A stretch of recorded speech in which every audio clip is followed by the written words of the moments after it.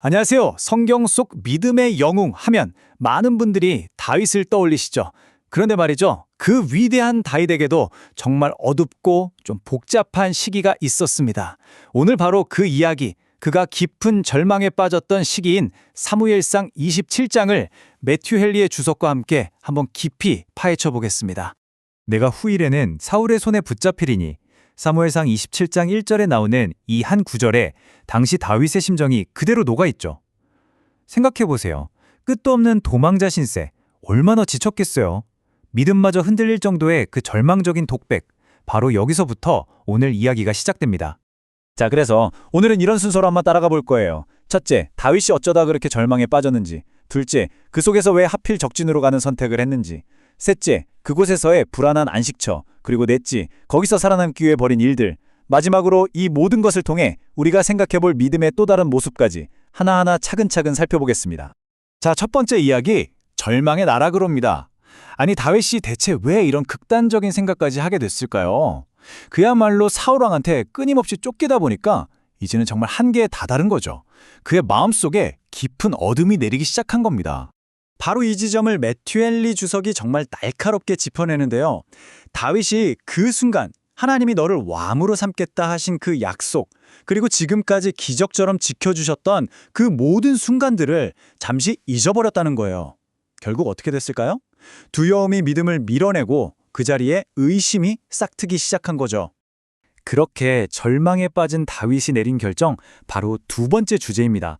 적진으로 향한 발걸음. 이건 정말 어떻게 보면 상상도 못할 선택이죠. 자신의 철천지 원수인 블레셋 사람들 땅으로 피신하겠다니 말이에요. 이걸 보시면 그 문제가 더 확실히 보입니다. 예전에 사무엘상 22장 5절에서는 하나님께서 유다 땅에 머물라고 분명히 말씀하셨거든요.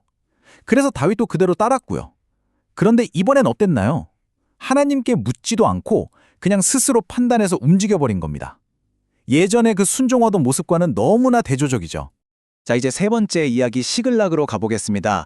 다윗과 그를 따르는 600명 그리고 가족들까지 이들이 블레셋의 가드 왕 아기스에게 갔는데 뜻밖에도 환영을 받아요. 하지만 다윗은 거기에 그냥 넙죽 안주하지만은 않습니다. 여기서 다윗의 아주 영리한 정치적인 한 수가 드러납니다. 왕이 있는 큰 도시가 아니라 저기 시골 마을인 시글락을 달라고 요청한 거예요. 왜 그랬을까요? 이걸 통해서 블레셋 귀족들의 시기도 피하고 어느 정도 자치권도 얻을 수 있었던 거죠. 게다가 가드의 우상들로부터 좀 떨어져서 신앙을 지킬 공간도 확보한 셈이고요. 거기서 머문 시간이 무려 1년하고도 4달입니다. 굉장히 긴 시간이죠. 다윗은 이 불안하고 어찌 보면 타협적인 상황 속에서 하나님의 계획이 펼쳐지기만을 기다리면서 이 시간을 보낸 겁니다. 이제 네 번째 이야기로 넘어가 보죠. 여기가 이 스토리에서 가장 좀 도덕적으로 복잡한 부분입니다. 바로 다윗이 이 망명 생활 동안 자신과 부하들의 생계를 어떻게 꾸려 나갔는가 하는 문제거든요. 근데 매튜 헨리 주석을 보면요. 이 행동 자체만 놓고 보면 의로운 행위일 수도 있다고 해요. 왜냐하면 다윗이 공격했던 그술 사람, 기르스 사람, 아말렉 사람들은 예전에 하나님께서 이스라엘에게 대적하라고 명령하셨던 그런 민족들이었거든요. 그러니까 이들을 공격해서 얻은 전리품으로 생계를 유지한 거죠. 그런데 여기서 아주 큰 문제가 생깁니다. 이 습격의 잔혹한 현실이 바로 이 부분인데요. 다윗이 살려서 데려온 포로가 단 한 명도 없었다는 겁니다. 왜 그랬을까요? 자신의 진짜 행적이 아기스 왕의 귀에 들어가지 않도록 증인이 될 만한 사람들을 아예 남기지 않은 거죠. 정말 철저하게 입을 막아버린 겁니다. 그리고 여기서 그치지 않고 아주 의도적인 거짓말까지 합니다. 아기스 왕이 묻죠. 오늘은 어디를 치고 오는 길이냐? 그랬더니 다윗이 뭐라고 대답하냐면요. 유다 네겝을 쳤나이다. 자기를 받아준 왕에게 자신의 동족을 공격한 것처럼 속인 겁니다. 결과가 어떻게 됐을까요? 보시는 것처럼 다윗의 거짓말은 완벽하게 성공합니다.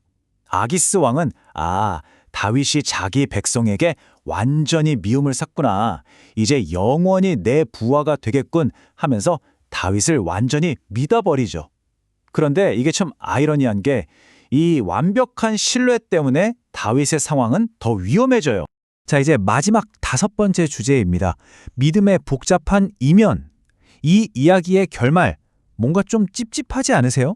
다윗은 일단 몸은 안전해졌어요. 하지만 영적으로나 도덕적으로는 아주 심각한 타협을 한 상태에 놓인 거죠. 그래서 매튜 헨리 주석이 우리에게 이 근본적인 질문을 던지는 겁니다. 위대한 믿음의 사람도 이렇게 깊이 잘못되고 또 남을 속이는 선택을 할 수 있는가? 이 이야기는 우리에게 보여주는 거죠. 아무리 위대한 믿음의 영웅이라도 인간적인 연약함 앞에서는 결코 자유로울 수 없다는 그 현실을요. 주석은 아마도 훗날 다윗이 이 시절에 자신을 회개하면서 시편 119편 29절에 이 기도를 드렸을 거라고 봐요. 거짓 행위를 내게서 떠나게 하시고 주의 법을 내게 은혜로이 베푸소서. 결국 도덕적인 타협의 길에서 돌아설 수 있는 유일한 방법은 하나님의 은혜와 말씀을 구하는 것뿐이라는 아주 깊은 교훈을 남깁니다. 오늘 다윗의 이야기는 우리 모두에게 믿음이란 과연 무엇인지 다시 한번 깊이 생각하게 만드네요.